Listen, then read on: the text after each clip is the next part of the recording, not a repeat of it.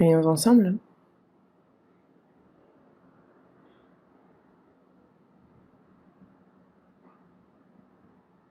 Dieu notre Père, toi qui nous aimes, toi qui es saint et miséricordieux,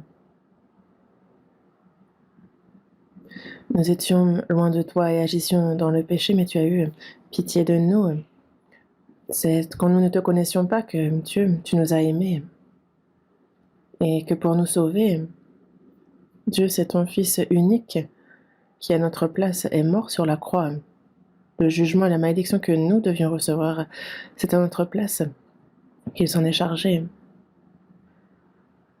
Et le précieux sang que le Seigneur a versé a lavé éternellement nos péchés, fait que désormais, que ce soit le jugement, la malédiction, nous n'avons plus à les recevoir et nous te remercions pour cette grande grâce.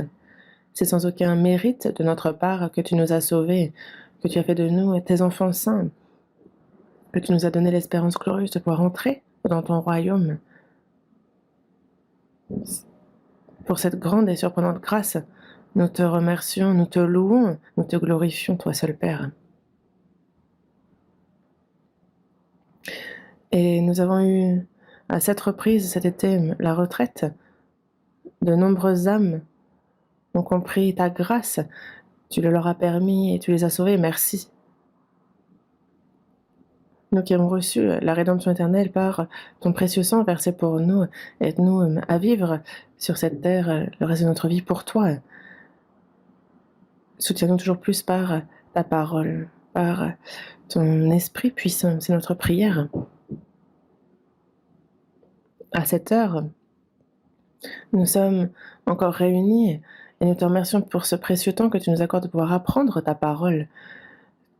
Tes églises en Corée, dans le monde entier, malgré les difficultés, il y a tous les frères et sœurs qui gardent la foi et prêchent ton évangile. Que le Saint-Esprit agisse en eux et que toute ta volonté sainte s'accomplisse à travers nous. À cette heure encore, il y a, Seigneur, ta parole que tu souhaites nous manifester, ta volonté sainte. Comment il nous convient de nous comporter, enseigne-le nous. Nous avons prié en nom du Seigneur Jésus Christ. Amen. Ouvrons tous la Bible à l'Épître aux Éphésiens, chapitre 2.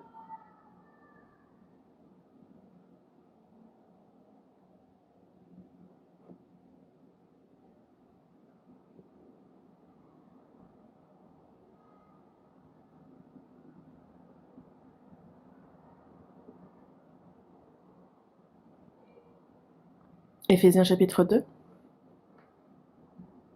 versets 8 et 9. Éphésiens chapitre 2, versets 8 et 9. Je lis. Car c'est par la grâce que vous êtes sauvés, par le moyen de la foi. Et cela ne vient pas de vous, c'est le don de Dieu.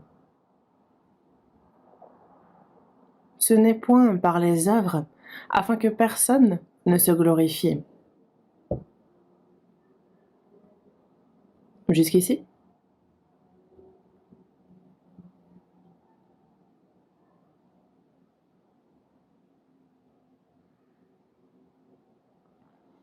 Nos chrétiens sauvés, la chose la plus importante qu'il nous faille faire, c'est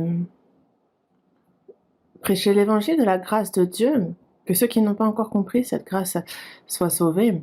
Et c'est ce que nous faisons avec zèle au quotidien. Mais cet été, on a dans toutes les églises de Corée qui est réunie,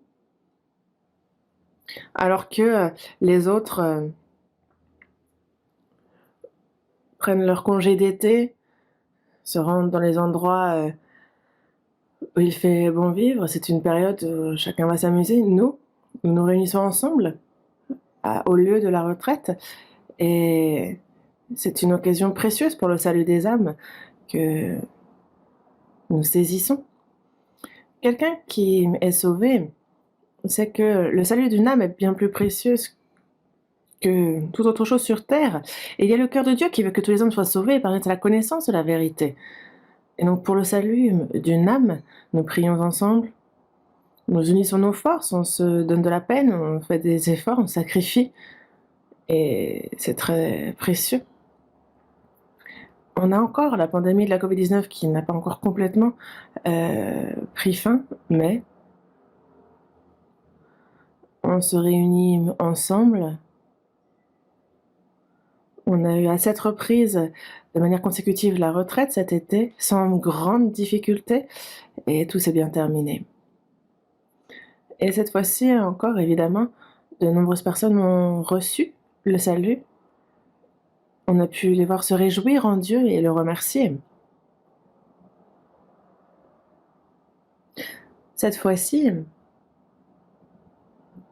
durant la retraite, nous avons prié ensemble et fait le service. Nous sommes donnés de la peine, et à tous ceux qui ont fait cela, sincèrement merci. Et je crois en ce que ça a glorifié, ce que ça a réjoui Dieu. Et ceux qui devant, donc non seulement les pasteurs, mais aussi tous ceux qui justement se sont donné de la peine avec les entretiens particuliers à l'arrière, tous les prédicateurs, et aussi tous ceux qui, dans la cuisine, ont préparé les repas, les ont distribués, ont fait le ménage, ceux qui s'occupaient du trafic avec le parking, la chorale, tous ceux qui se sont vraiment donné de la peine sous différentes formes. Je crois en ce que ça a été une grande joie et que Dieu a tout vu nos efforts. Notre peine n'est pas vaine et cela conduit au salut plusieurs âmes. J'y crois. Nous ne savons pas précisément encore qui a véritablement reçu le salut, mais ceux qui l'ont reçu le savent et Dieu le sait bien aussi. Vous devez être curieux, et c'est pour ça que concernant en fait désormais les statistiques finales de toute la retraite, on a eu donc 63 194 personnes qui ont participé. Et avec la pandémie de la Covid-19, de peur de certaines difficultés de la transmission, on a donc été très précautionneux. On a pris plusieurs mesures qui ont également fait que un plus grand nombre de personnes auraient pu participer, mais ce n'a pas été forcément le cas. Mais tout de même, on a été nombreux à se réunir, 63 194 personnes tout de même. Et aussi, ceux qui ont eu des entretiens avec des prédicateurs sont au nombre de 13 874. On a eu 5 899 baptisés.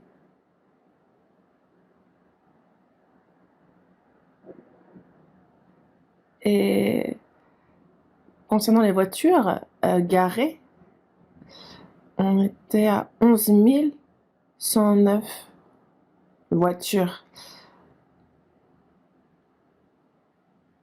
Et concernant les offrandes pour la construction tout au long de la retraite,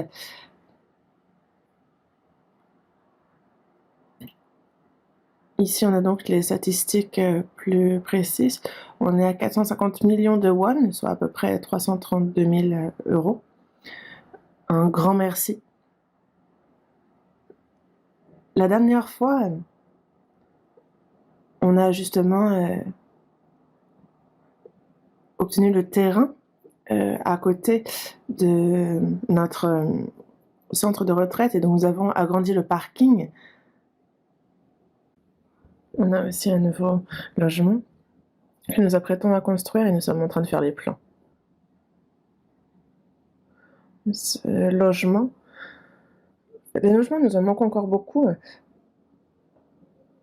Et donc on avait donc autour aussi des auberges qui ont beaucoup accueilli durant la retraite. Et certains ont donc payé aussi pour se loger à côté. Et donc on va construire plus de logements pour que de nombreuses personnes puissent plus librement et sans que ce soit une charge pour personne venir, écouter, être sauvées. Donc c'est pour cela qu'on s'apprête à construire ces logements. On est en train de faire les plans et ce sera plutôt grand. C'est ce que nous prévoyons. On est en train de faire les plans, donc pour l'instant on n'a pas de précision davantage, mais en ce moment la construction coûte cher. Et en large, en fait, j'ai demandé combien ça pourrait nous coûter à peu près. Et les anciens nous disaient à peu près 50 milliards, ce qui fait 35 millions. 35 millions. Il n'y a pas besoin de prendre peur, en fait, notre Père est riche. Et les saints sauvés, on a déjà fait bien plus. Dans le monde entier, dans plus de 80 pays, rien que les églises. Donc, 900, en fait, c'est que vous ne le savez pas, mais on en a même certainement plus. La mission à l'étranger, vous le savez déjà, est principalement dans les pays pauvres. Dieu a choisi les pauvres aux yeux du monde pour qu'ils soient riches en la foi. Et il a bien dit dans sa parole donner son royaume en héritage. L'évangile est prêché dans les pays pauvres et de nombreux missionnaires s'efforcent, se donnent de la peine pour la prédication de l'évangile sur place. Évidemment que nous, pour ce qui est des frais de la mission, c'est nous qui les fournissons et c'est ce que nous faisons et il faut que nous le fassions. Et évidemment que nombreux sont ceux qui prient, mais sans ce sacrifice-là aussi, l'évangile ne peut être prêché. Dans la seconde épître aux Corinthiens, chapitre 9, il est dit que celui qui sème peu, moissonnera peu, mais celui qui sème abondamment, moissonnera abondamment. Il y a ce sacrifice-là à faire. Plus on sème, plus on se sacrifie, plus il y a de sauvés. Et ceux qui sont sauvés, s'ils sont individualistes, égoïstes, s'ils vivent une telle vie, si les sacrifices sont faibles, alors peu, nombreux seront sauvés. Le jour du retour du Seigneur est vraiment proche et les opportunités que nous avons de prêcher cet évangile ne sont plus nombreuses et nous le savons. C'est pour cela que dans cette fin des temps et dans les conditions qui nous sont accordées jusqu'au dernier moment, nous faisons notre maximum pour la prédication de l'évangile. Notre cœur est ardent concernant cela. Non seulement nous, mais il y a aussi de nombreuses justement, associations chrétiennes. Mais on a beau chercher, mais c'est assez fébrile de leur côté de ce qu'on en voit. Et c'est assez frustrant de voir que l'évangile n'est pas forcément prêché droitement. Nous rendons grâce pour l'évangile qui est prêché largement pour les nombreuses âmes qui sont sauvées. Et on considère que l'évangélisation n'est pas simple, mais on est en cette dernière phase de la prédication dans le monde entier. C'est la mission que Dieu nous a confiée. Et partout où Dieu ouvre les portes de l'évangélisation, nous on fait notre maximum pour prêcher cet évangile et que de nombreuses âmes puissent être sauvées, parce qu'il faut que cette œuvre s'accomplisse. Notre cœur est ardent la concernant. Car si on ne peut pas faire ça, alors on recevra des reproches quand nous tiendrons devant le Seigneur et je pense que nous regretterons éternellement. Et donc nous, cette occasion qui nous est donnée en cette fin des temps, il faut qu'on fasse notre maximum, qu'on donne tout pour que sans regret, nous puissions prêcher l'évangile et quand le Seigneur reviendra, nous puissions nous donner sans honte devant sa gloire à son retour. C'est notre souhait ardent. Et cette fois encore, de nombreuses personnes ont reçu le salut et c'est pour cela que ceux qui viennent de recevoir le salut, dès qu'on reçoit le salut, on est avec les saints sauvés, on est dans la communion et ça c'est l'Église. La Bible nous dit bien justement que on a été appelé à la communion et ce dès le premier jour nous avons connu la grâce. Et dans la première épître aux Corinthiens, chapitre 1, verset 9, il nous est dit que Dieu est fidèle, lui qui nous a appelé à la communion de son Fils, Jésus-Christ, notre Seigneur. Il nous a sauvés, il nous a appelés à la communion. Et dans la première épître de Jean, chapitre 1, versets 3 et 4, il voit aussi que c'est afin que nous aussi nous soyons en communion avec nous, être en communion. Ceux qui ont reçu le salut ne l'ont pas reçu seuls. Il y a ceux qui, premièrement, avaient reçu le salut, les frères et sœurs. Et c'est en leur sein qu'il y a Dieu, qu'il y a le Saint-Esprit, et qu'il y a donc cette communion entre les saints, entre les sauvés. En anglais, fellowship est donc l'Église en soi. Seul, on ne peut former une Église, il y a ce troupeau des sauvés, ceux qui sont nés de nouveau, ceux qui sont séparés de ce monde pour cette entrée dans le royaume des cieux, celui que Dieu a mis à part. Et il nous faut savoir qu'on en fait partie. Quand quelqu'un naît, il y a le père, la mère, celle qui a mis au monde, il y a les grands frères, les grandes sœurs, les oncles, les tantes. En fait, il y a cette famille. Il y a cet amour, cette protection qu'on reçoit de la famille et on grandit en son sein. Et quand on reçoit le salut aussi, ce n'est pas seul que nous avons reçu le salut. Il y avait les saints, premièrement sauvés, qui ont prié. Et c'est à travers les efforts que l'on a pu être sauvé. Mais il y a de nombreux frères et sœurs qui se sont sacrifiés pour cela. Et nous grandissons dans la foi au sein de la communion. Nous pouvons donc désormais vivre le reste de notre vie pour la gloire et la volonté de Dieu. Et nous vivrons éternellement aux cieux avec eux. Donc il nous faut aussi apprendre à vivre avec les saints sur terre. Avant-hier,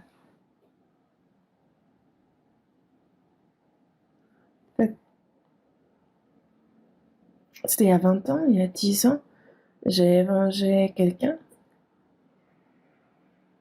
Et j'ai entendu dire que cette personne ne venait plus à l'église.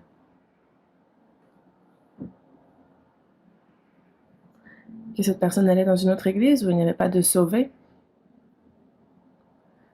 Et de mon point de vue, je ne sais pas si la personne est véritablement sauvée. Une personne sauvée reconnaît une autre personne sauvée. En fait, c'est mutuel. Nous avons un seul Père, nous sommes frères et sœurs. Nous avons la même vie, cette même espérance d'entrer dans le royaume éternel. Nous avons également la même raison d'être. Et donc seuls, nous ne pouvons pas. C'est ensemble, dans la communion, que petit à petit nous grandissons dans la foi et que nous pouvons vivre pour la volonté, pour l'œuvre de Dieu, et que nous pouvons aussi donc évangéliser à d'autres personnes. Et c'est bien en cela que consiste la vie de foi. Si on n'est pas dans la communion, on ne peut pas savoir justement si la personne est véritablement sauvée ou non. Nous aussi, en fait, nous sommes passés de la mort à la vie parce que nous savons cela, parce que nous aimons les frères et sœurs. Celui qui n'aime pas demeure dans la mort, et on l'a vu dans 1 Jean chapitre 3. Ceux qui sont sauvés ont la même vie, la même raison d'être, la même espérance, ils ont un même cœur et sont unis. C'est ça, l'amour. Nous sommes passés de la mort à la vie, et nous le savons parce que nous aimons les frères. Et c'est pour cela que ceux qui sont sauvés le reste de leur vie, ils passent leur vie donc à obéir, à s'aimer les uns les autres, à vivre pour la volonté et la gloire de Dieu, jusqu'à ce que le Seigneur revienne et qu'on aille ensemble dans son royaume. Et nous avons le regard tourné justement vers cette vie dans l'au-delà. Et à tous ceux qui viennent de recevoir le salut, j'ai à cœur de vous transmettre une parole dont vous avez besoin.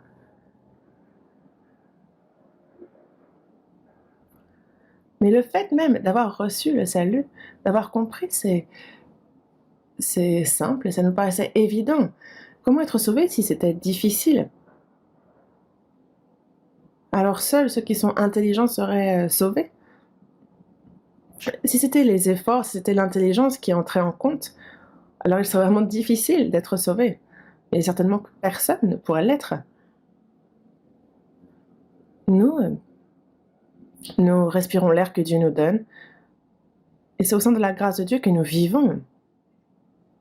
Et le salut aussi, c'est une grâce gratuite. On l'a compris, On y a cru. Et c'est vraiment très simple, c'est vraiment facile.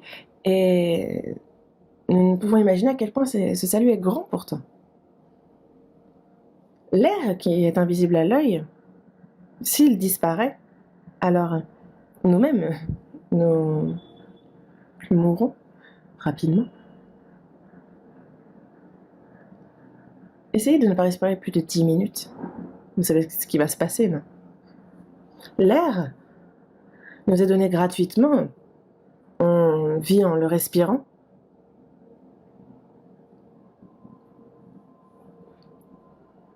Et le salut, justement, c'est cette grâce gratuite qui nous a été donnée d'y croire, de la recevoir. Et après notre salut, cette vie aussi n'est pas plus difficile. Elle est, dirons-nous, simple et difficile en même temps, difficile et simple en même temps. Et c'est en commençant par les choses les plus simples et ensuite une à une que nous apprenons. C'est comme un nouveau-né qui voudrait étudier, je sais pas, les mémoires d'un doctorant. Non, on commence par le commencement. La maternelle, la primaire, le collège, le lycée, l'université. Comme cela aussi dans notre foi. La croissance dans la foi, l'étude de la Bible, comme on le voit dans la seconde épître de Pierre, chapitre 3, verset 18, il nous faut croître dans la grâce et dans la connaissance de notre Seigneur et Sauveur Jésus-Christ.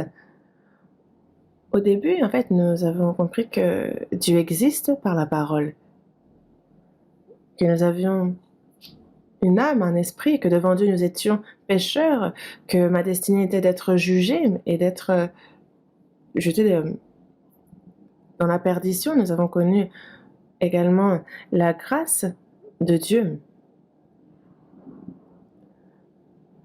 Et justement, nous avons cru avec certitude, nous avons connu avec certitude, et dans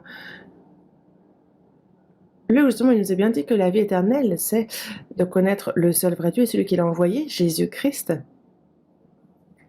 Donc le salut, la connaissance, c'est qu'ils te connaissent.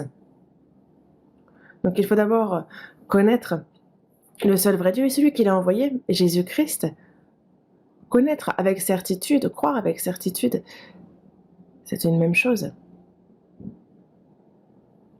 Ceux qui ne croient pas, pourquoi ne croient-ils pas? Parce qu'ils ne connaissent pas précisément, avec certitude. Et quand on a reçu le salut, en fait, on connaît la grâce de Dieu. Après le salut, et petit à petit, en fait, on grandit dans la connaissance de Christ, de notre Seigneur. La grâce de Dieu aussi. Ah, sa grâce m'a sauvé, il a pardonné tous mes péchés. Ça, on le sait, le jour de notre salut. Mais cette grâce, le fait de comprendre combien elle est surprenante, à quel point est-ce que Dieu nous aime, cet amour aussi, en fait, nous n'avons compris qu'une partie. On a reçu le salut, mais on n'a compris qu'une petite partie.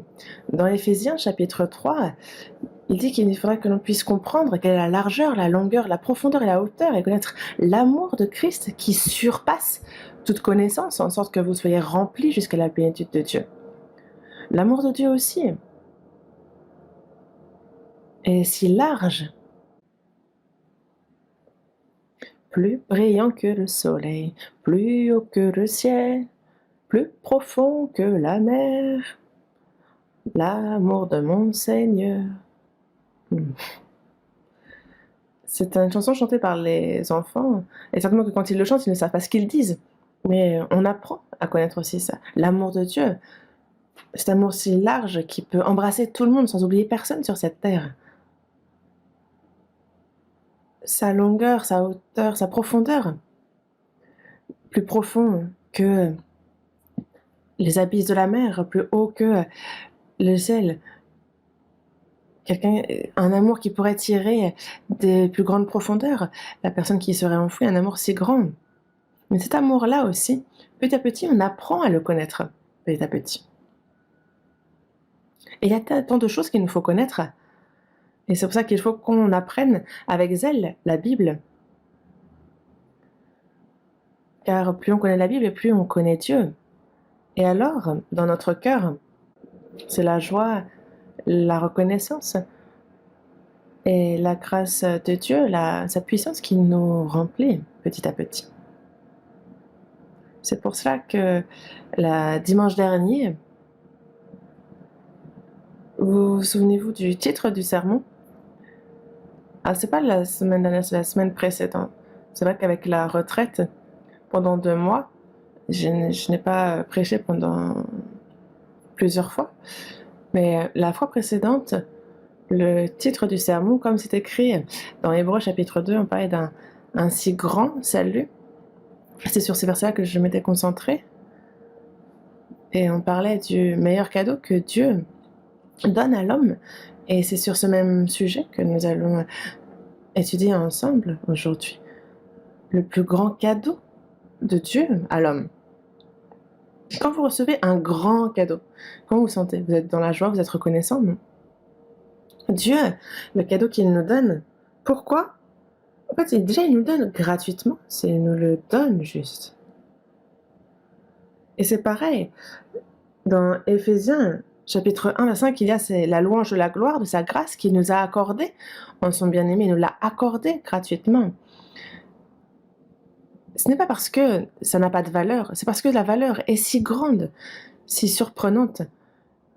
Il n'y a personne qui pourrait être sauvé par ses œuvres, et c'est pour ça qu'il ne peut que nous donner ce salut gratuitement. C'est un don, un présent.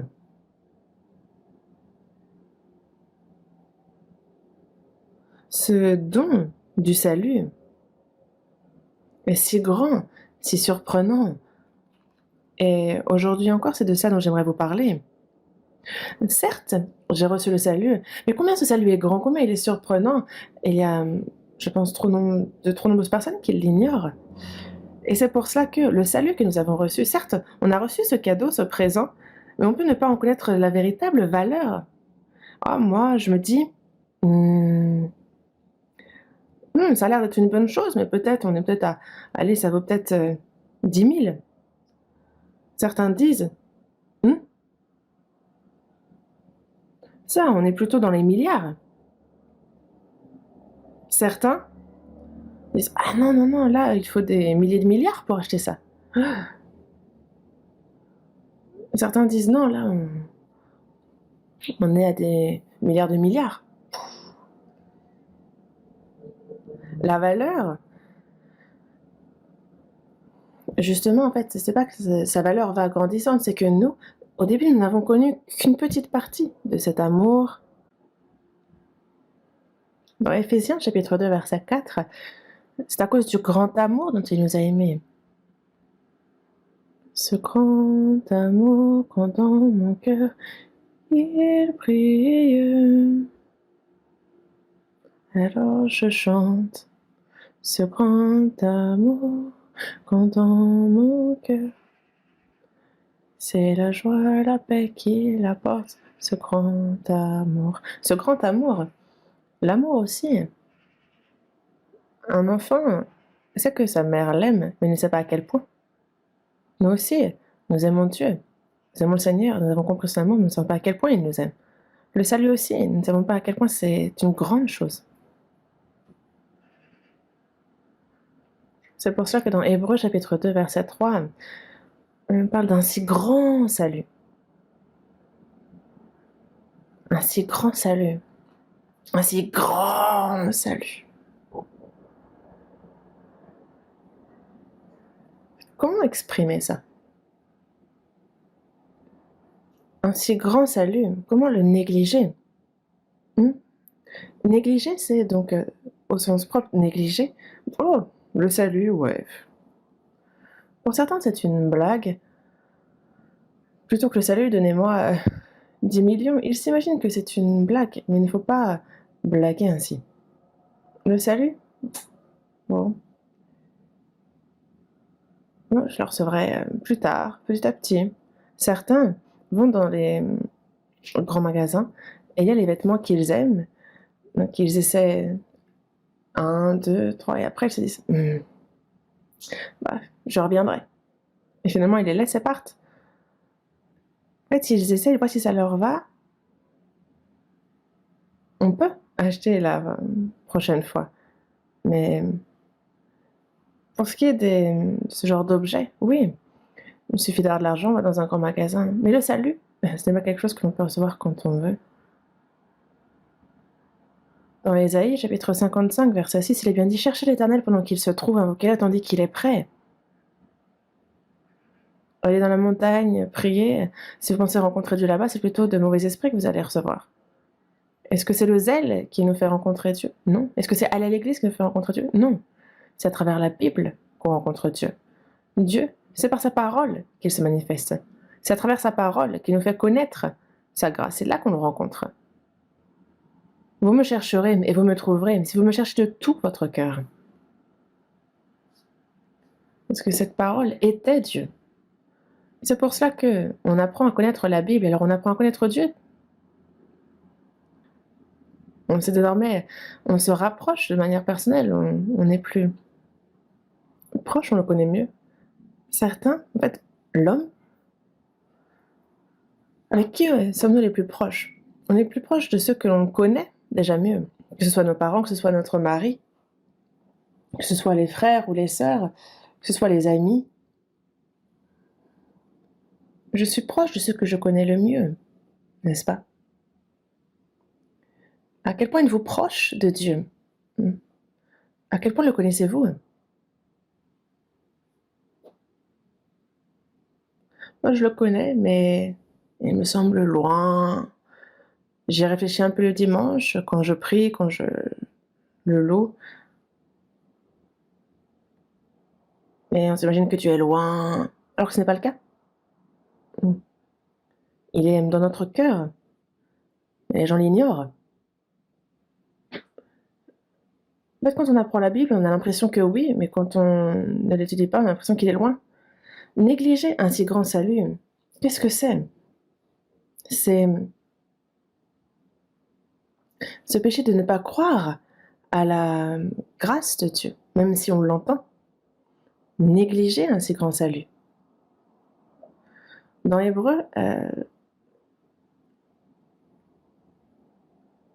chapitre 12, on nous parle justement de Ésaü, qui a été décrit comme étant profane. Pourquoi? Parce qu'il a vendu son droit d'aînesse pour un mets.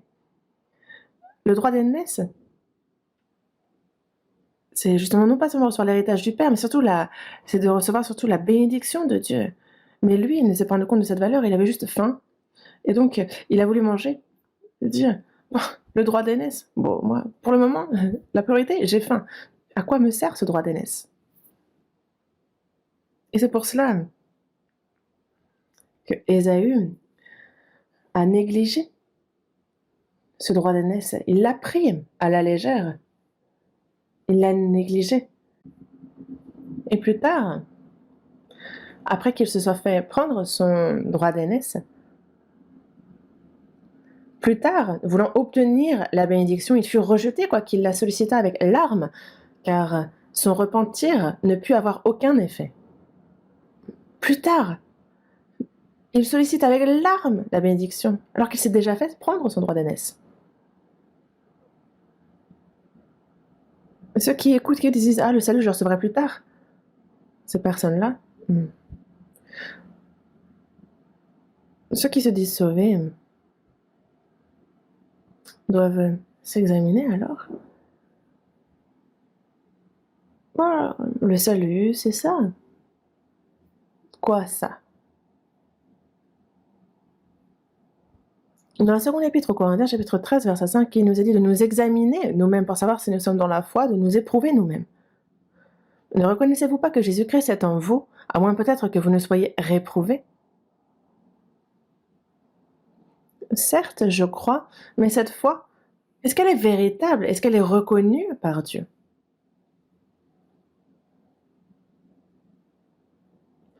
Il faut s'examiner, s'éprouver soi-même. C'est comme un diagnostic de santé. De nos jours, avec la COVID-19, c'est vrai qu'on se fait des tests à la maison, on se fait tester dans les centres aussi, au cas où. Si, à mon insu, est-ce que je n'aurais pas attrapé une maladie grave?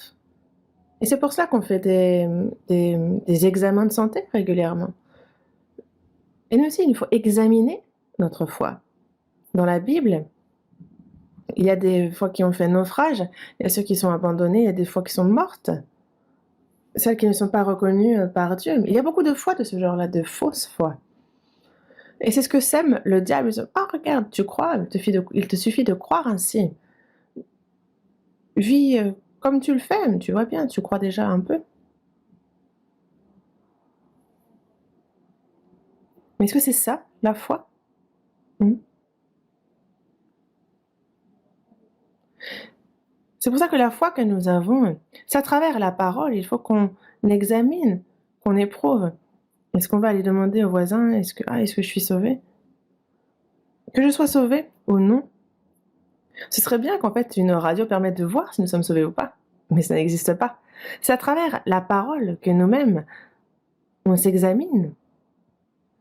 Parce que la foi vient de la parole. Et donc, si c'est bien selon la parole que j'ai cru, alors c'est le salut. Mais si ce n'est pas selon la parole, si c'est le fait d'être monté au sommet d'une montagne, d'avoir prié, ou quelqu'un qui me dise euh, ah oui, toi t'es sauvé. Non, ça c'est quelqu'un qui reconnaît peut-être, mais ça vient de l'extérieur. C'est à travers la parole. La foi vient de ce qu'on entend, et ce qu'on entend vient de la parole de Christ. C'est comprendre la parole, y croire, c'est ça la foi. Après le salut, quelqu'un qui a reçu le salut, c'est même par la foi qu'il est sauvé, et c'est aussi par la foi qu'il vit.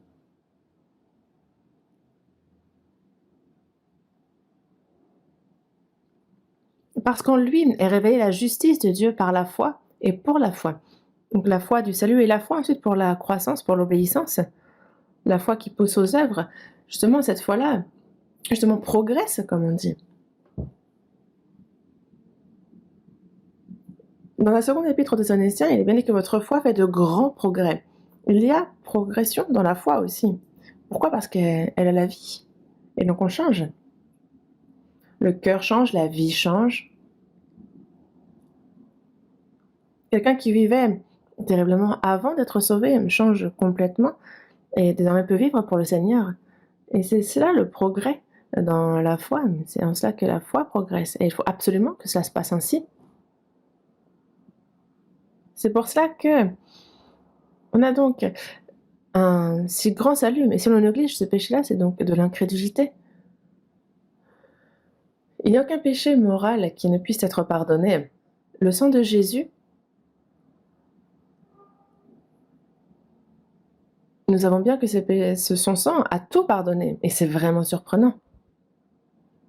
Il a ôté le péché du monde. Voici l'agneau de Dieu qui ôte le péché du monde. Les péchés de tous. Mes péchés, tes péchés, nos péchés à nous tous. Lui qui les a tous ôtés.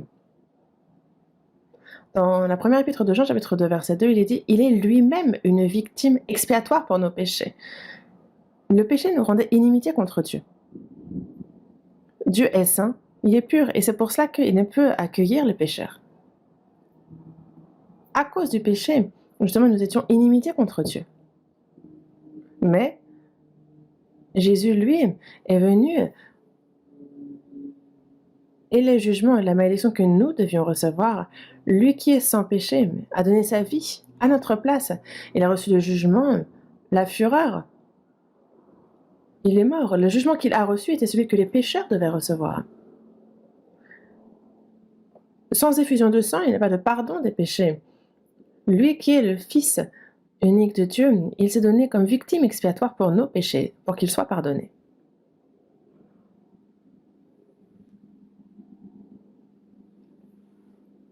Mais le péché de ne pas croire en ce sang, le péché de ne pas croire en la grâce de Dieu, ce péché-là n'a pas moyen d'être pardonné. C'est pour cela que dans Jean chapitre 3, verset 18, il est dit « Celui qui croit en lui n'est point jugé. » Pourquoi n'est-il point jugé? Parce que le jugement que nous devions recevoir, Jésus l'a reçu à notre place. Nous, la malédiction, la fureur, le jugement que nous devions recevoir, tout, Jésus s'en est chargé complètement. La croix en est la preuve. Parce que justement, il a été blessé pour nos péchés, il a été blessé pour nos iniquités, le châtiment qui nous donne la paix est tombé sur lui. Et c'est par ses meurtrissures que nous sommes guéris. Lui qui est sans péché, c'est son corps qui a, justement, il a tout reçu, le jugement des péchés que moi j'avais commis. Mais celui qui ne croit pas, c'est déjà un péché que ne pas croire et ne peut donc pas être pardonné. Et c'est pour ça que dans Hébreux chapitre 10, verset 29, il dit: de quel pire châtiment pensez-vous que sera jugé digne celui qui aura foulé aux pieds le Fils de Dieu, qui aura tenu pour profane le sang de l'alliance par lequel il a été sanctifié et qui aura outragé l'esprit de la grâce.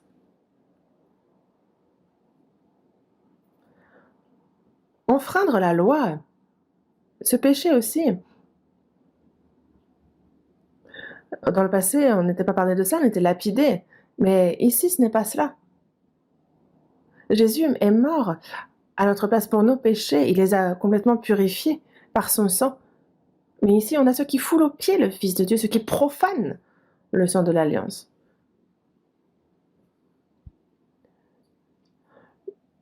Le précieux sang de mon Seigneur est pur, est pur. Ce péché est pur. Le sang de Jésus nous purifie encore et encore.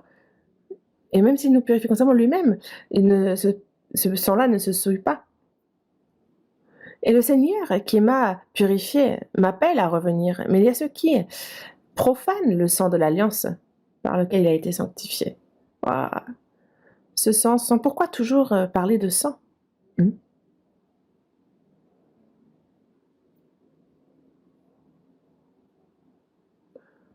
Ce sang de l'alliance qui nous a purifiés, qui nous a sanctifiés. L'alliance, cette alliance que par le sang versé, nous sommes pardonnés, cette alliance-là. Et ceux qui profanent le sang de l'alliance et qui ont outragé l'esprit de la grâce. C'est-à-dire, donc il y a la grâce qui est prêchée, mais le Saint-Esprit aide à comprendre la grâce. Et il l'a bien dit, donc il y a cet esprit qui va venir et qui va rendre témoignage de Jésus, de tous les faits. Il va témoigner de ce qui a été fait sur la croix, et c'est le Saint-Esprit qui aide à connaître et à croire. Et c'est pour ça que dans 1 Corinthiens, chapitre 2, verset 12, il est dit: nous n'avons pas reçu l'esprit du monde, mais l'esprit qui vient de Dieu, afin que nous connaissions les choses que Dieu nous a données par sa grâce. Toutes ces grâces que Dieu nous a données, nous les connaissons comment? C'est le Saint-Esprit qui nous doit les connaître. Dieu a planifié, il a programmé. Jésus est mort sur la croix, il a accompli le salut, et le Saint-Esprit vient et il nous fait connaître ce fait dans notre cœur. Il nous le fait comprendre. Mais le Saint-Esprit qui témoigne de cet évangile de la grâce, il y a ceux qui outragent l'esprit de la grâce, et donc forcément que ce sera un pire châtiment. Ils n'ont pas moyen d'être sauvés, ceux qui commettent ce péché-là. Un si grand salut, comment échapperons-nous en négligeant un si grand salut? On ne peut pas échapper au jugement. Dans ce monde, il y a ceux qui accomplissent de grandes choses, ceux qui, pour la patrie, ceux qui, pour le pays, vont jusqu'à mourir, imaginons. Mais est-ce que ça va l'aider en quoi que ce soit pour le salut de son âme? Est-ce que Dieu va sauver cette personne en voyant ça? Moi aussi, parfois, quand je vois quelqu'un de vraiment remarquable, des grands hommes, il y en a qui sont vraiment gentils, mais qui ne croient pas en Jésus, qui ne connaissent pas la grâce de Dieu. Alors je me dis, si moi j'étais Dieu, je pense que je leur ferais un petit privilège. On peut obtenir ce privilège, par exemple, pour entrer à l'université, mais pas pour entrer dans la cité céleste, non. Il n'y a que le sang de Jésus. Je n'ai que le sang de Jésus qui a lavé mes péchés. Je n'ai que le sang de Jésus. Il n'y a que le sang de Jésus pour entrer dans la cité céleste. Qu'est-ce que vous allez faire alors? C'est pour ça que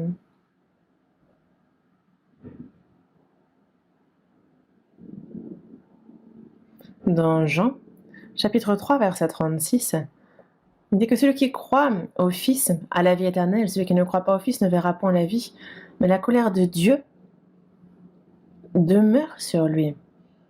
Celui qui ne croit pas, il ne verra point la vie, mais il verra la colère de Dieu. Celui qui croit à la vie éternelle, mais celui qui ne croit pas au Fils ne verra point la vie. Celui qui croit à la vie éternelle, celui qui ne croit pas, la Bible dit bien, donc celui qui n'obéit pas, la plus grande désobéissance, c'est justement de ne pas croire. Pourquoi est-ce que Dieu a dit à Adam qu'il ne mourrait le jour où il mangera du fruit de l'arbre de la connaissance du bien et du mal? Ève en a d'abord mangé. Et est-ce qu'il a mangé parce qu'elle lui a donné? Non, que Ève lui donne, que quelqu'un d'autre lui donne. Il lui a été dit que s'il en mange, il mourra, et donc il ne devait absolument pas en manger. Mange. Le diable qui lui susurre, tu ne mourras pas. Il a dit de ne pas en manger parce qu'il a peur que tu deviennes comme lui, et tu auras la sagesse, tu as tes yeux qui vont s'ouvrir, et c'est pour ça qu'il ne veut pas que tu en manges. Et c'est pour ça qu'elle a douté de la parole de Dieu. S'il avait cru en la parole de Dieu, alors même s'il fallait mourir, il n'en aurait pas mangé. Mais il y a ce doute qui est vraiment le début du crime. Et c'est pour cela que Jésus est mort sur la croix pour nos péchés. Et c'est la plus grande désobéissance que de croire à ce qu'il a accompli.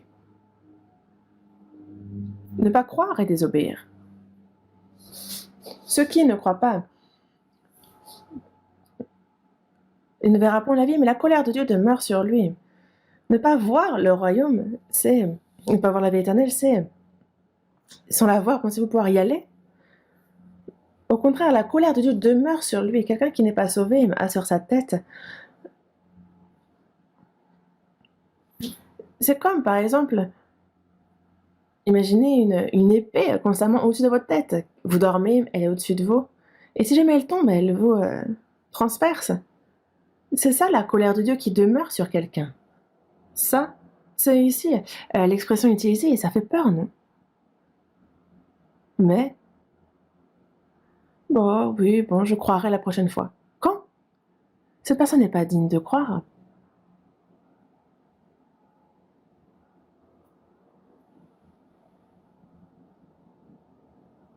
Dans Ésaïe chapitre 55, verset 1, il est bien dit, vous tous qui avez soif, venez aux eaux. Même celui qui n'a pas d'argent, venez acheter et manger, venez acheter du vin et du lait sans argent, sans rien payer. Ceux qui ont soif spirituellement, il a dit donner de l'eau de vie. Venez, il invite. Et dans Ésaïe chapitre 55, verset 3, prêtez l'oreille et venez à moi, écoutez, et votre âme vivra. Venez écouter, et alors votre âme vivra. Mais ils n'écoutent pas. Alors ils écoutent sans écouter. Ils somnolent, ils s'endorment, se réveillent. Et c'est pour cela que... Qu'est-ce que vous pensez qui va arriver à cette personne? Certaines personnes disent, il y a donc cette tasse, et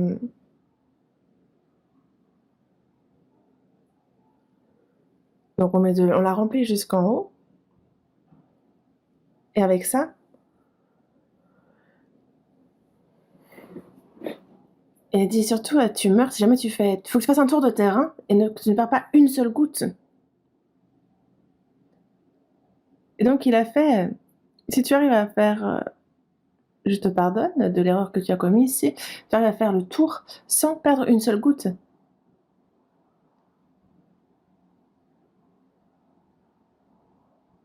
Parce qu'il meurt si jamais il en verse une goutte.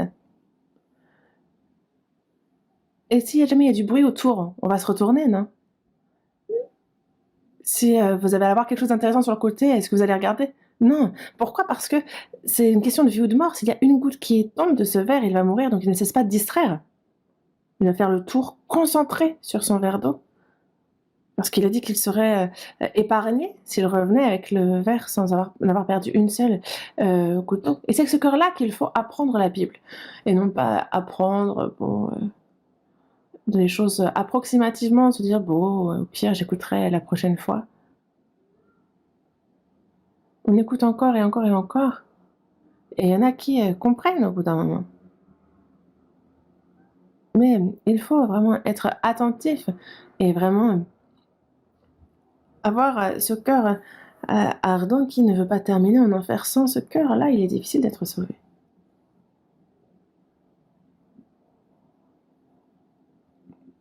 C'est pour ça que dans Matthieu, en fait, on nous parle d'un roi qui, prépare donc un festin et qui, invite ses convives. Le jour, arrive, il envoie ses serviteurs pour aller chercher ses convives et il a tout préparé, les veaux, tout est prêt, venez. Mais ils ne veulent pas venir, donc il envoie de nouveau ses serviteurs, mais ses convives ne veulent pas venir, disant: «Moi, j'ai acheté un champ. Est-ce que quelqu'un va vous le prendre ce champ?» Non, ça ce n'est pas une raison pour ne pas aller. «Ah, j'ai acheté une vache, il faut que je la teste». Non, quand on l'achète, on a déjà testé, c'est personne ment. Moi, ah, je viens de me marier, je ne peux pas y aller. Ça, on peut réfléchir un peu. Mais en fait, le festin préparé par le roi n'est pas n'importe quel festin. Ce n'est pas un festin banal. Il envoie de nouveau ses serviteurs et il dit: «Ah, mais vraiment, en fait, on a déjà dit qu'on venait pas», donc ils s'en prennent aux serviteurs et les tuent. Et on se dit: «Ah! Qu'a fait le roi alors?» Mmh. Quand on lit Matthieu 22, c'est assez drôle. Le roi fut irrité, il envoya ses troupes et il fit périr ses meurtriers et il brûla leur ville. C'est terrifiant, non? Il les invitait à son festin, mais ils ne se sont pas inquiétés. Et non, et c'est pas seulement cela, ils ont également pris ses serviteurs et les serviteurs envoyés et les ont tués. Donc ce qu'il a fait, c'est que lui-même a été irrité, il a envoyé ses troupes, il a fait périr les meurtriers, il a brûlé leur ville. Il dit: «Le festin est prêt, le festin est prêt. Les invités n'étaient pas dignes, les noces sont prêtes. Allez donc dans les carrefours, appelez aux noces tous ceux que vous trouverez». Et donc ses serviteurs sont allés dans les chemins. Et au début donc, le roi s'adresse au peuple d'Israël, mais le peuple d'Israël a rejeté Jésus, ils l'ont tué. Ils ont tué ceux qui prêchaient l'évangile, ils les ont pourchassés. L'armée de Rome a été envoyée et justement, ça a tué, poursuivi les chrétiens, ils ont été, dispersés dans le monde entier et disant tous ceux qui croient, qu'ils soient brûlés. Et ça pendant, plus de 2000 ans. À cause de quel péché? Ce n'est pas pour avoir enfreint la loi, c'est pour avoir rejeté Jésus. Et l'évangile a été, dispersé dans le monde entier, il a été prêché jusqu'aux extrémités de la terre, jusqu'à nous. L'évangile est prêché jusqu'aux extrémités de la terre et ceux qui ne croient pas, et les gens se mettent à croire. Et justement, en fait, c'est aussi pour montrer au peuple juif que de ne pas croire à quoi cela conduit. Cela leur montre. Justement, en fait, voici ce qu'on fait au bois vert. Alors imaginez ce qu'on fait au bois sec. Ce qui est arrivé à Israël, c'est le peuple élu, c'est celui qui sert de témoin, et c'est afin qu'on soit enseigné. Eux qui ont commis le péché de rejeter Jésus durant 2000 ans, regardez combien ils ont été massacrés. Alors imaginez nous, païens, imaginez justement, quel ne sera pas le châtiment pour nous. Et c'est ce qu'il nous montre à travers le peuple d'Israël. Il nous montre à quel point justement c'est terrible que de rejeter Jésus. Négliger un si grand salut, ce péché-là, comment pourrait-on échapper au jugement en commettant ce crime-là? On voit combien terrible est le châtiment. Ceux qui justement tiennent pour profane le sang de l'alliance, évidemment, que eux, justement, quel pire châtiment, ils seront jugés. Ceux qui outragent l'esprit de la grâce, ceux qui rejettent le salut, forcément que le châtiment, que le jugement sera éternel, terrible. Et aussi, je vous parle justement du fait de négliger un si grand salut, de ce péché-là. Et pour ça, il faut écouter encore et encore, réviser. Mais ceux qui ont reçu le salut ne réalisent pas à quel point grand et précieux est ce salut reçu et c'est pour ça qu'ils n'ont pas forcément encore très reconnaissants. Mmh. J'ai certes reçu un cadeau, mais bon, Dieu m'a donné, je l'ai pris et c'est très bien. Et je le mets dans un coin. Quel Non, il faut déjà l'ouvrir, en inspecter tous les aspects et dire vraiment merci. Un cadeau si remarquable, surtout si c'est lié à notre vie. Imaginons que ce soit un médicament qui permette de guérir d'une maladie, heu, mortelle. Imaginez que vous ayez des dettes, que quelqu'un ait tout payé. En fait, il y aurait un cœur reconnaissant, un cœur qui voudrait rembourser cette dette. Est-ce que vous ne pensez pas que c'est un cœur normal quand on reçoit un tel cadeau? Parce que moi, si je n'avais pas reçu ce cadeau, en fait, comment aurais-je fait? C'était très grave pour moi. Mais une personne qui se dit sauvée, qui devait finir justement qui devait être jugée, punie pour l'éternité dans les profondeurs. Jésus a versé son sang, mais le fait qu'il ait justement pardonné tous nos péchés ainsi, la personne tient en croire, mais après, c'est tout. La personne n'a pas un cœur reconnaissant. Jésus est mort pour lui, mais lui n'est pas prêt à vivre pour Jésus. Désolé. Ouais, j'ai pas ce cœur, alors qu'est-ce que tu veux que je fasse? Je sais pas. Une personne sauvée qui ne voudrait pas vivre pour le Seigneur, qui n'a pas à cœur d'obéir,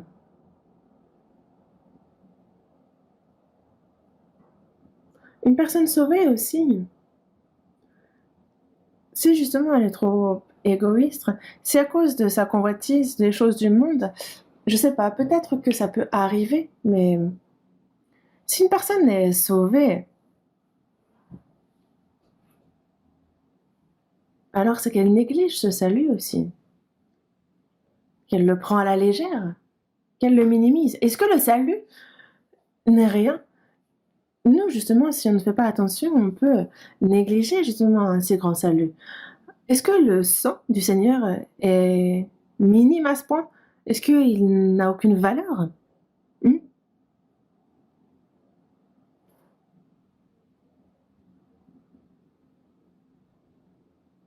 Ne pas avoir justement à cœur de rendre cette dette, de vivre pour le Seigneur.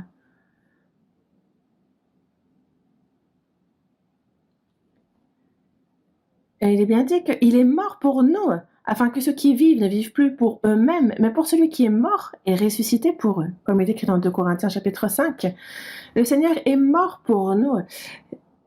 Il est mort et ressuscité pour nous. Pourquoi? Afin que ceux qui vivent désormais ne vivent plus pour eux, mais pour lui. Qu'on ne vive plus pour nous-mêmes. Avant de recevoir le salut, nous avons tous vécu pour nous. On se demandait comment mieux vivre, comment mieux profiter. Mais que l'on vive bien ou mal, en tout cas, on meurt peu de temps après. Désormais, après le salut, nous ne vivons plus pour nous-mêmes. Dans Romains chapitre 14, versets 7 et 8, il est bien dit qu'en effet, nul de nous ne vit pour lui-même et nul ne meurt pour lui-même. Nous, c'est qui? Ceux qui sont sauvés, ceux qui sont véritablement sauvés. Il n'y en a vraiment aucun qui vive pour lui-même, aucun qui meurt pour lui-même. Parce que si nous vivons pour le Seigneur, et si nous mourrons pour le Seigneur. Donc soit donc que nous vivions, soit que nous mourions, nous sommes au Seigneur. Si je vis, c'est pour le Seigneur, si je meurs, c'est pour le Seigneur, que je vive ou meure, je suis au Seigneur. C'est évident. Est-ce que ça a quelque chose de spécial? Non. Moi, en fait, je pourrais mourir 100 fois que ça ne rembourserait pas ma dette vis-à-vis de Dieu. Donc il faut qu'au moins cette seule vie que j'ai, je la vive pour lui. Qu'est-ce que vous en pensez? En effet, dans Romains, chapitre 14, verset 7, il dit: «En effet, nous ne vivons plus pour nous-mêmes». En fait, nul de nous ne vit pour lui-même et nul ne meurt pour lui-même. Parce que si nous vivons pour le Seigneur. Et si nous mourons pour le Seigneur. Soit donc que nous vivions, soit que nous mourions, nous sommes au Seigneur. car Christ est mort et il a vécu afin de dominer sur les morts et sur les vivants. Il est Christ, il est le Seigneur, le Maître, notre Maître. Avant d'être sauvé, j'étais mon propre maître, mon propre chef, mais une fois sauvé, ce n'est plus pareil. Le Seigneur est désormais maître de mon cœur, de ma vie, il est le roi des rois.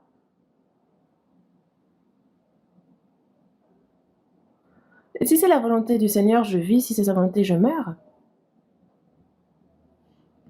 Est-ce qu'il y a quelque chose de particulier en cela? Non, c'est évident, c'est normal. Quand on voit quelqu'un vivre pour le Seigneur avec zèle, on se dit: «Waouh, ce frère, cette sœur, il est vraiment particulier, il est spécial». Est-ce qu'il est spécial? Lui, il est spécial et toi, tu es normal, c'est ça? Non, c'est, la base, c'est tout à fait normal que de vivre ainsi. Et c'est ce qu'il y a de plus évident une fois sauvé. Si on ne vit pas ainsi, au contraire, c'est anormal. Mmh? Oui,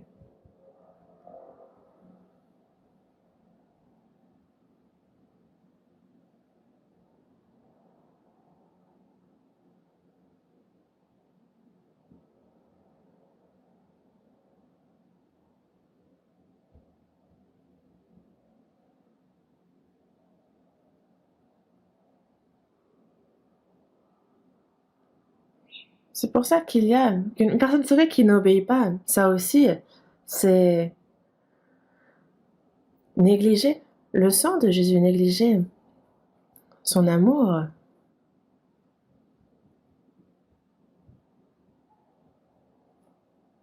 Et ensuite, la personne qui considère son salut comme précieux, évidemment que la vie, le salut de l'âme des autres aussi, va être quelque chose de grand et de précieux. Dans Matthieu chapitre 16, verset 26, Jésus dit bien: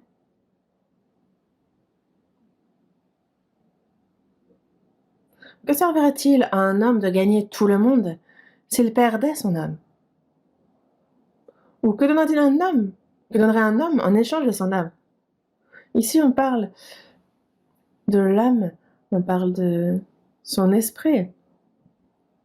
Que donnerait un homme en échange de son âme? Nous avons été faits à l'image de Dieu et c'est précieux, c'est honoré, et on ne s'en rend même pas compte à quel point. Et c'est pour cela que Dieu a aussi donné son Fils unique, non pas pour quelque chose qui n'a pas de valeur. Est-ce qu'il y aurait un idiot qui donnerait quelque chose d'une si grande valeur pour quelque chose qui n'en a pas? Non. On a perdu un objet et une personne qui va donner toute sa fortune pour retrouver cet objet, pour l'acheter. Pourquoi? Parce que c'est si précieux.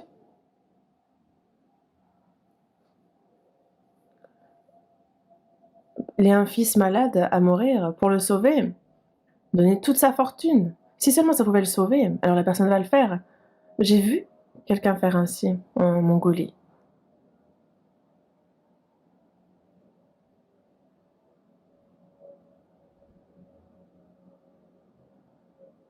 Et il y avait donc ce fils, le père est artiste, la mère est professeure de mathématiques au lycée. Il y a une fille et un fils, ils sont donc 4. Et pour eux qui étaient en eux qui étaient justement en campagne, sont allés à la ville, à Oulan-Bator. Ils ont loué, la mère a arrêté d'enseigner, le père aussi ne peint plus, juste pour que le fils malade soit guéri. Ils ont déménagé et ils ont été donc mis en contact avec notre église et ils ont reçu le salut. Et en fait, on leur a rendu visite.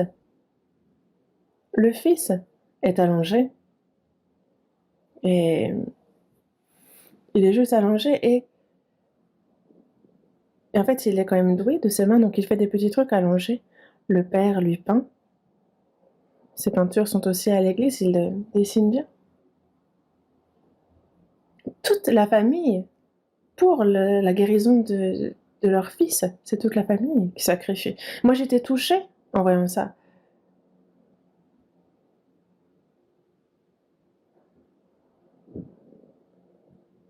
Sauvés, ils ne craignent plus la mort. Et nous, à quel point considérez-vous votre âme? importante. Regardez ce que Dieu a fait, lui, il a envoyé le Seigneur pour le salut de notre âme. Une chose qu'il nous faut savoir, c'est que même si j'étais seule sur terre, même si j'étais seule dans mon coin, le Seigneur, Jésus serait venu et il serait mort pour moi. Chacun d'entre nous, l'âme de chacun, Dieu aime tant notre âme. Vous en doutez?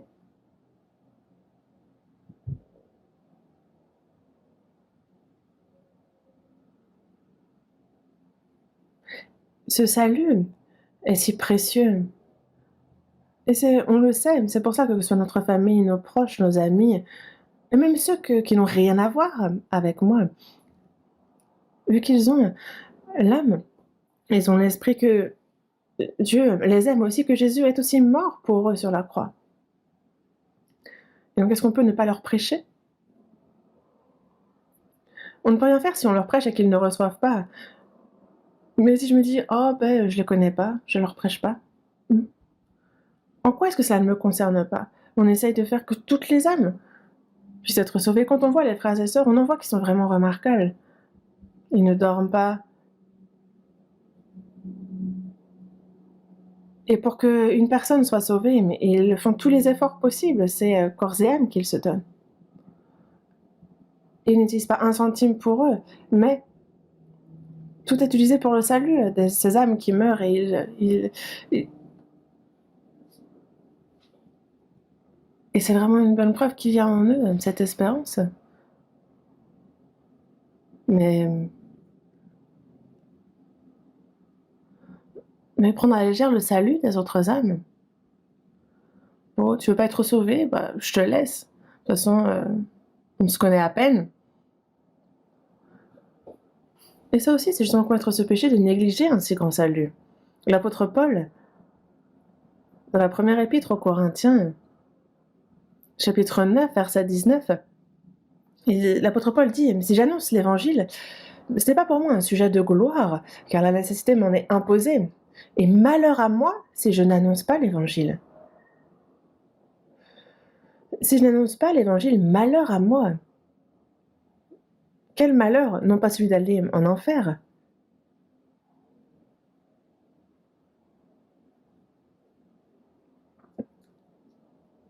Car bien que je sois libre à l'égard de tous, je me suis rendu le serviteur de tous afin de gagner le plus grand nombre. Pour le salut des autres, il s'est rendu serviteur de tous. Aider les uns, apporter ceci aux uns aux autres. C'est ce qu'a fait Jésus aussi, n'est-ce pas? L'apôtre Paul aussi. Et nous, est-ce qu'on ne peut pas faire de même? Et c'est pour cela que lorsqu'une personne est sauvée, on se réjouit. Et si la personne n'est pas sauvée, ça nous tracasse. C'est le cœur du Seigneur, ça. C'est ses sentiments.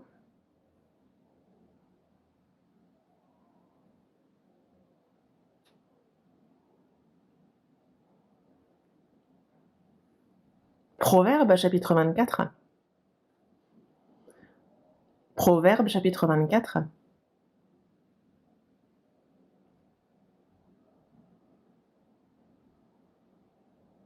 Proverbe chapitre 24, versets 11 et 12. Proverbe chapitre 24, versets 11 et 12. Délivre ceux qu'on traîne à la mort, ceux qu'on va égorger, sauve-les. Si tu dis, nous ne savions pas, celui qui pèse les cœurs ne le voit-il pas? Celui qui veille sur ton âme ne le connaît-il pas? Et ne rendra-t-il pas à chacun selon ses œuvres? Ici, et ceux qu'on traîne à la mort, qui sont ces personnes? Ceux qui n'ont pas reçu le salut, ceux que le diable traîne jusqu'en enfer. Sauve-les, délivre-les, délivre, sauve. On insiste ici. Ne les laisse pas à leur sort, qu'ils meurent, qu'ils vivent. Délivre ceux qu'on traîne à la mort, ceux qu'on va égorger, sauve-les. Délivre ceux qu'on traîne à la mort, ceux qu'on va égorger. Sauve-les. Ceux qui vont en enfer, ne les laisse pas à leur sort. Hmm. Le président des États-Unis, est-ce qu'avec le pouvoir qui lui incombe, est-ce qu'il peut sauver qui que ce soit? Personne. Dans ce monde, les scientifiques le plus reconnus, avec, on peut envoyer des fusées sur la Lune, dans l'espace, mais est-ce qu'avec ce pouvoir-là, est-ce qu'on peut envoyer qui que ce soit au ciel? La personne la plus riche dans ce monde, est-ce que sa fortune peut racheter son âme? Un médecin qui pourrait guérir toutes les maladies, est-ce qu'il peut guérir une âme? Non. Nous pouvons. Réfléchissez un peu. Le salut d'une âme, c'est un vrai privilège.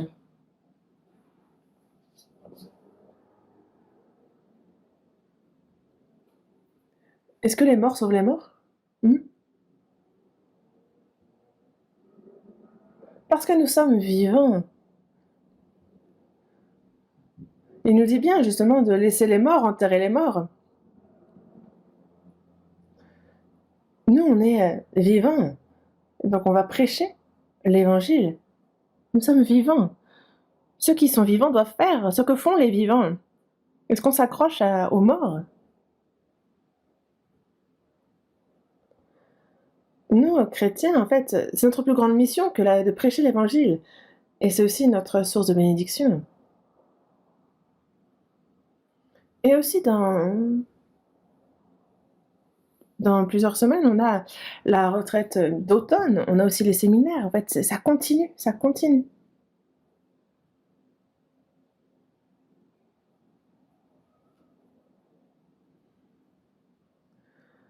Si tu dis: «Ah, nous ne savions pas. Oh, cette personne, elle va en enfer ou pas, moi, ça me concerne pas». Si tu dis: «Ah, nous ne savions pas», celui qui pèse les cœurs ne le voit-il pas? Celui qui veille sur ton âme ne le connaît-il pas? Et ne rendra-t-il pas à chacun selon ses œuvres? Il rend à chacun selon ses œuvres. Est-ce que j'ai évangélisé ou pas? Parce que celui donc qui sait faire ce qui est bien et qui ne le fait pas commet un péché. Donc le péché, de commettre le péché, de faire ce qui est mal. Mais pour les chrétiens, de ne pas faire ce qui est bien, c'est aussi un péché. Et la priorité est justement le salut des âmes, la prédication de l'évangile. Ça, c'est le plus grand des biens possibles, et ne pas le faire, c'est commettre un péché. Mais la personne ne se rend même pas compte que c'est un péché. Oh, mais moi je suis gentil, je vis bien. Mais la personne qui est désintéressée du salut des âmes,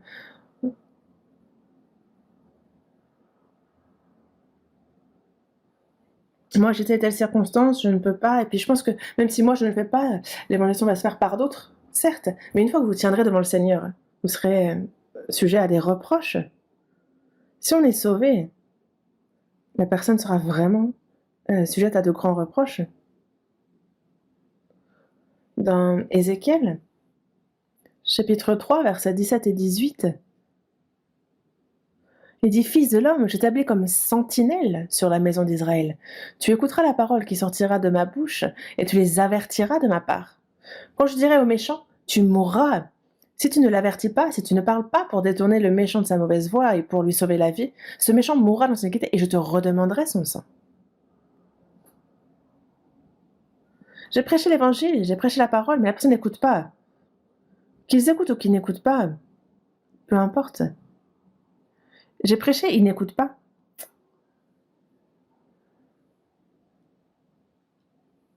En fait, on voit, il y a une sentinelle, justement, qui prépare, qui avertit. On dit: Ah, l'ennemi approche. Mais si la sentinelle voit l'ennemi approcher et qu'elle ne dit rien, qu'elle ne souffle pas la trompette qui avertit, et que toutes les personnes de la cité sont mortes, en fait, qu'est-ce qu'on fait alors de cette sentinelle?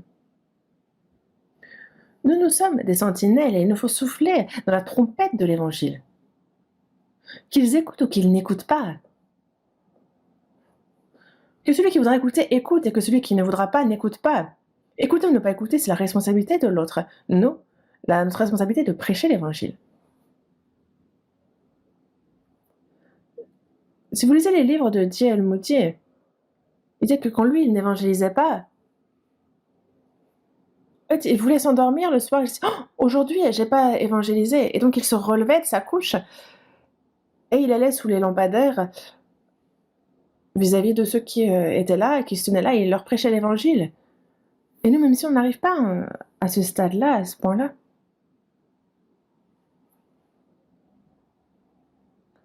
cet amour du Seigneur est en nous, et si on ne prêche pas cet amour,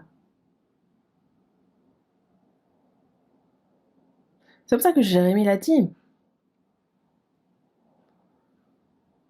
Lorsque je ne prêche pas la parole de Dieu, il y a dans mon cœur comme un feu dévorant qui est renfermé dans mes os. Je m'efforce de le contenir et je ne le puis. Quand on n'évangélise pas, en fait, c'est insoutenable. On a ce feu en nous qui brûle. Et ceux qui ont vraiment à cœur, qui ont cette passion, qui ont ce sens de responsabilité vis-à-vis de la mission, c'est une très bonne chose. Une personne va être sauvée. Caïn, après avoir tué son petit frère Abel, Dieu a demandé « Où est ton frère, Abel ?» Et il répond « Je ne sais pas, suis-je le gardien de mon frère ?»« Il est où? Je ne sais pas. » « Mais la voix du sang de ton frère crie de la terre jusqu'à moi. » Qu'est-ce qu'elle crie? « Dieu, mon grand frère m'a frappé. C'est injuste qu'il me soit fait justice. Mais Caïn, lui, où suis-je le gardien de mon frère?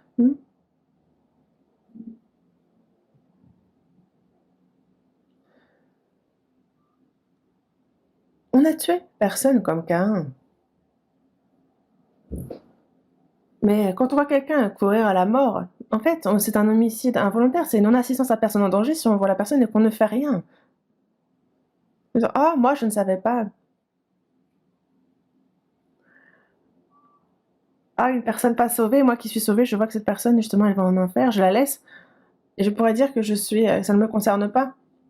Alors que si je l'aide, ne serait-ce même qu'un peu, la personne peut être sauvée, et ça ne me concerne pas, c'est ça?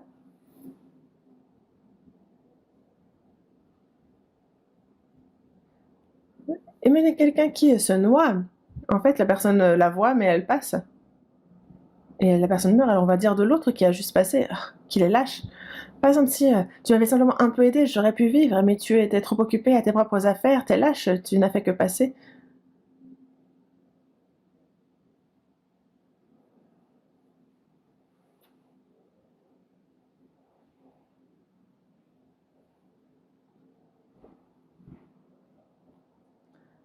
Et c'est pour ça que ce péché, nous, de ne pas prêcher l'évangile, revient. Ça peut vraiment être commettre le péché de négliger un si grand salut. Désormais, dans Éphésiens chapitre 2, verset 8, il dit que c'est par la grâce que vous êtes sauvés par le moyen de la foi. C'est par la grâce d'y avoir cru avec foi. Il y a beaucoup de versets sur le pardon de nos péchés, sur le fait qu'il nous ait sauvés, sur la grâce. Il n'y a pas de plus grande grâce que celle-ci. C'est par la grâce que vous êtes sauvés par le moyen de la foi. Cela ne vient pas de vous, c'est le don de Dieu. Et c'est un verset qui s'adresse à ceux qui sont sauvés. Vous êtes sauvés par le moyen de la foi.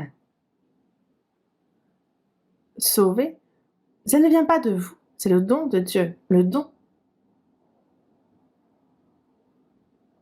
C'est le plus grand don, le plus grand présent de Dieu à l'homme. Et voyez combien il a payé cher, ce cadeau. Son unique, son fils, il l'a donné en victime expiatoire pour nous, pour nos péchés.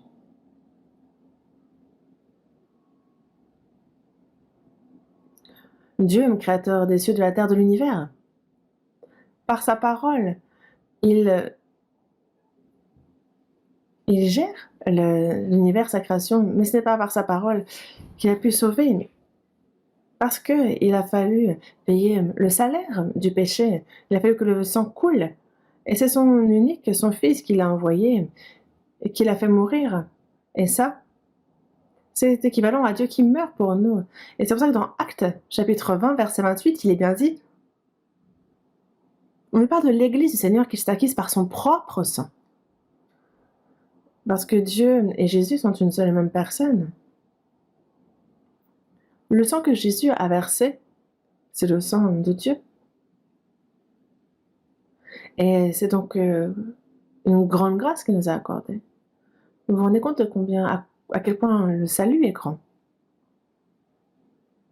Nous, encore maintenant, moi aussi, encore maintenant, je ne me rends pas compte à quel point il est grand cet amour. Dans tous les cas, plus on apprend la Bible et plus on se dit que la Bible est grande, on déborde de reconnaissance, on ne peut pas s'empêcher de prêcher cela. Et le Seigneur qui nous a sauvés, on vit pour lui, on meurt pour lui, et ça c'est notre souhait d'ailleurs. Et c'est une évidence.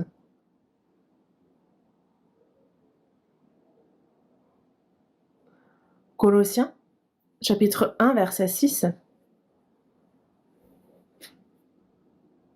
Colossiens, chapitre 1, verset 6.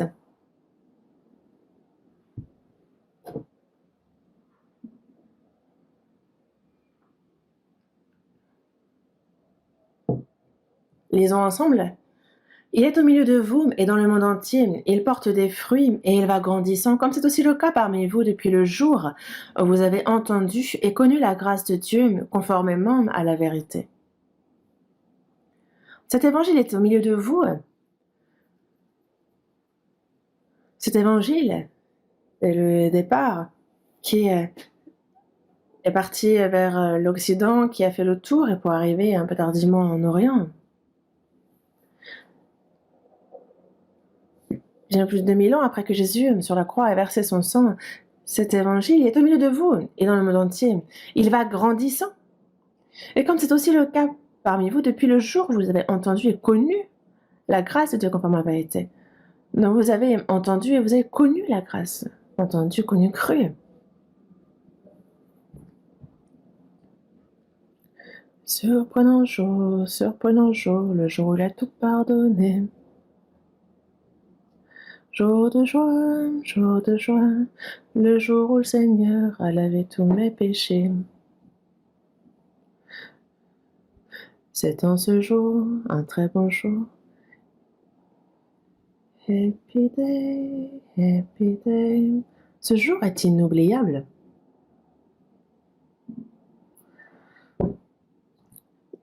C'est aussi le cas parmi vous depuis le jour où vous avez entendu et connu la grâce de Dieu conformément à la vérité. C'est depuis ce jour, en fait. Cette fois-ci aussi, nombreux ont été baptisés. Mais qu'est-ce que le baptême? C'est que ce qui s'est passé dans notre cœur, on le confesse devant Dieu, devant les saints. C'est ça le baptême. Ce n'est plus moi qui vis, c'est Christ qui vit en moi. Moi, je suis mort en lui. Le pécheur est mort, le juste a repris vie. Je ne vis plus pour moi, mais pour le Seigneur. La vie, pour moi, terminée, enterrée. Désormais, c'est une nouvelle vie qui a commencé pour le Dieu. Le baptême, c'est en fait des funérailles. Qu'est-ce qu'on enterre? Mon ancien moi. Celui qui est têtu, celui qui a plein de convoitises, celui qui a de l'ambition dans ce monde. On enterre cette personne, c'est terminé. Désormais, ce n'est plus moi qui vis, c'est Christ qui vit en moi. Désormais, je vis avec le Seigneur, donc cette nouvelle vie commence. Aussi, les choses anciennes sont passées, toutes choses sont devenues nouvelles. Il faut forcément qu'il y ait du changement. Depuis le jour où vous avez entendu, connu la grâce, qu'est-ce qui se passe? Comme c'est aussi le cas parmi vous, depuis le jour où vous avez entendu et connu la grâce de Dieu conformément à la vérité, que ce soit l'église de Colosse, d'Éphèse, de Corinthe, quelle que soit l'église où qu'elle soit, Il est au milieu de vous et dans le monde entier. Quand on reçoit le salut, en fait, on va grandissant aussi. On grandit dans la foi et on porte des fruits pour la gloire de Dieu. Notre vie se transforme, c'est aussi un fruit. On a le fruit de l'esprit qui se développe sur 9 aspects. Dans Galates, chapitre 2, justement, on nous parle du fruit de l'esprit. Et je vais vous en parler jusqu'à ce que chacun porte ce fruit. Donc, il porte des fruits. Et le fait que beaucoup soient sauvés à travers nous, c'est aussi des fruits. La vigne doit porter du raisin. Le chrétien doit justement porter beaucoup de fruits de nouveaux sauvés. De nos jours, on dit que certains donc ne se marient plus, que désormais ils ne veulent plus avoir d'enfants, ils veulent vivre comme bon leur semble. Certains se marient, mais disent « Ah, on ne va pas avoir d'enfants parce que ça demande beaucoup que d'élever un enfant. » Ah, les parents ont des enfants et ils disent « Non, on ne veut pas d'enfants, on veut profiter, on veut vraiment enjoy. »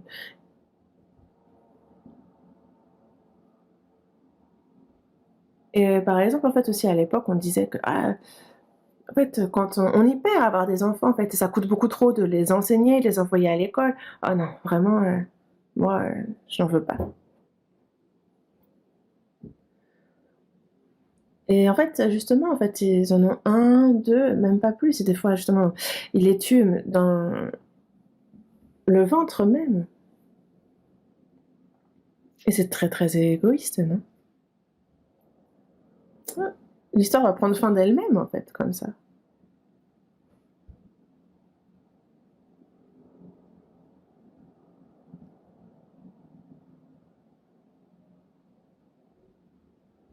Voici, des fils sont un héritage éternel. Le fruit des entrailles est une récompense. C'est vraiment le fruit des entrailles est une récompense, un héritage de l'Éternel. Certaines personnes disent que si justement, en fait, il n'y a pas de personnes qui sont évangélisées, alors il faut au moins que ce soit le ventre qui travaille et qu'on fasse naître des enfants. Dans certaines maisons, et il y en a justement qui donc, ont beaucoup d'enfants et qui font en sorte qu'ils écoutent, qu'ils soient sauvés. Et... Bon, avoir beaucoup d'enfants, faire qu'ils soient sauvés, c'est une chose, mais en fait, il faut qu'on évangélise beaucoup, qu'on ait beaucoup d'enfants. Dans tous les cas, il nous faut justement grandir, porter des fruits. Une personne qui est sauvée mais qui ne porte pas de fruits, alors là, c'est comme en pleine sécheresse, justement, un peu tigre. Regardez tous ceux qui sont à l'extérieur, tous ceux qui courent vers l'enfer. Et nous le savons. On le sait et on ne reste là à rien faire. Parlons... Parlons, est-ce que tu sais où tu vas, à quoi mène ta vie? En fait, on a des choses à leur dire. Faire en sorte que par tous les moyens qu'ils écoutent la parole. La retraite d'automne aussi est pour l'évangélisation, c'est planifié. Pour faire en sorte que ce soit via Internet, que ce soit à travers les entretiens, à travers le séminaire, il y a toujours moyen de faire écouter pour que la personne soit sauvée. Et c'est pour cela qu'on nous parle d'un si grand salut. Faire en sorte qu'ils puissent le recevoir aussi. C'est le don de Dieu, le don gratuit de Dieu qui... Ils l'ignorent pour l'instant. C'est pour ça qu'ils vont en enfer. Donc il faut faire en sorte qu'ils sachent. Dans la première épître de Jean, chapitre 3, verset 5, il dit « Vous le savez, Jésus apparut pour ôter les péchés, il n'y a point en lui de péché. » Jésus, il est venu dans ce monde dans le but d'ôter les péchés, de sauver les pécheurs. Dans Jean, chapitre 1, justement, il nous dit que c'est l'anneau de Dieu qui est venu ôter le péché du monde. Dans Ésaïe, chapitre 53, verset 6, il est dit que c'est l'Éternel qui a fait retomber sur lui l'iniquité de nous tous. Tous nos péchés sont tombés sur Jésus, c'est l'Éternel qui a fait cela. Il a versé son précieux sang et il a pardonné ainsi nos péchés. C'est de cette grâce dont on parle, un si grand salut. On apprend la Bible et reprenez le temps justement de vous arrêter sur les versets pour le salut. Justement, en fait, c'est un qui est mort pour le plus grand nombre. C'est lui qui est mort pour le plus grand nombre. Et il est entré une fois pour toutes dans le lieu très saint, non avec le sang des boucs et des veaux, mais avec son propre sang, ayant obtenu une rédemption éternelle. Et maintenant, il est à la droite de Dieu et encore maintenant, il intercède pour nous. Est-ce qu'on peut oublier cette grâce? Un si grand salut. Et il ne faut pas oublier ça. Ne pas oublier. Parce que c'est non seulement pour les nôtres, mais aussi pour ceux du monde entier. Dans la première épître de Jean, chapitre 4, il nous dit bien que cet amour consiste.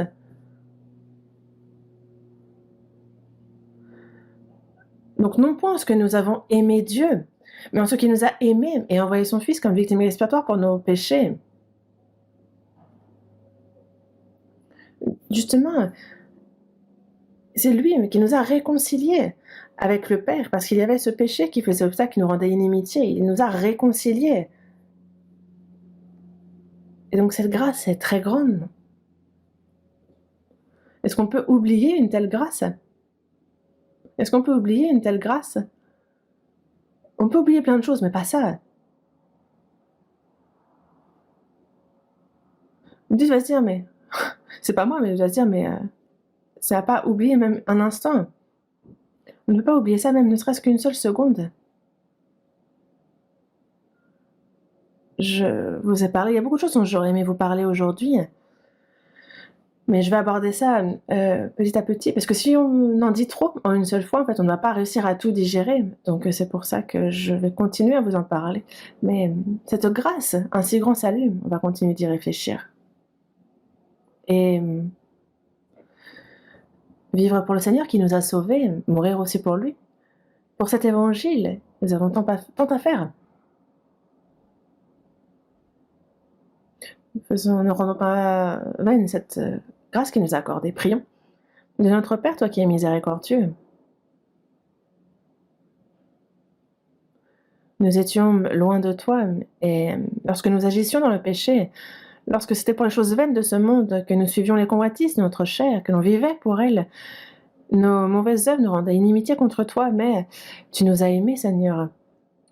C'est le Seigneur Jésus qui est mort à notre place pour le jugement et la fureur que nous devions recevoir. Il a versé son précieux sang pour éternellement laver nos péchés et fait que sans aucun mérite de notre part, nous avons été sauvés. Merci pour cette grande grâce, cette grâce grande et surprenante. Nous qui avons reçu le salut par cette grande grâce accomplie par le Seigneur Jésus, guide-nous pour que nous puissions vivre seulement pour toi et ton œuvre. Et pour ceux qui ne sont pas encore sauvés, toutes ces âmes misérables jusqu'à présent, qu'on leur prêche l'évangile, que de nombreuses âmes puissent être sauvées, que ton œuvre soit grande. En divers lieux, il y a les séminaires bibliques qui ont lieu. Et ceux qui sont programmés, aussi la retraite d'automne, que de nombreuses âmes puissent être sauvées. Et que pour cette œuvre-là, montre-nous ce qu'il nous convient de faire, ce que nous pouvons faire pour l'œuvre de ton salut, que nous ne soyons pas paresseux, et que chacun d'entre nous soit précieusement utilisé pour ton œuvre. Nous avons prié au nom du Seigneur Jésus. Amen.